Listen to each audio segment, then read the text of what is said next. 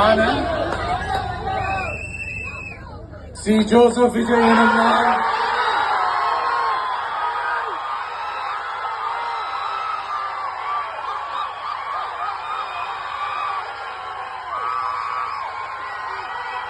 சட்டப்படி அமைக்கப்பெற்ற இந்திய அரசியல் அமைப்பின்பால் உண்மையான நம்பிக்கையும் மாறா பற்றும் கொண்டிருப்பேன் என்றும் இந்திய நாட்டின் ஒப்பில்லாத முழு முதல் ஆட்சியையும் ஒருமையையும் நிலை நிறுத்துவேன் என்றும் தமிழ்நாட்டு அரசின் முதலமைச்சராக உண்மையாகவும் உளச்சான்றின்படியும் என் கடமைகளை நிறைவேற்றுவேன் என்றும்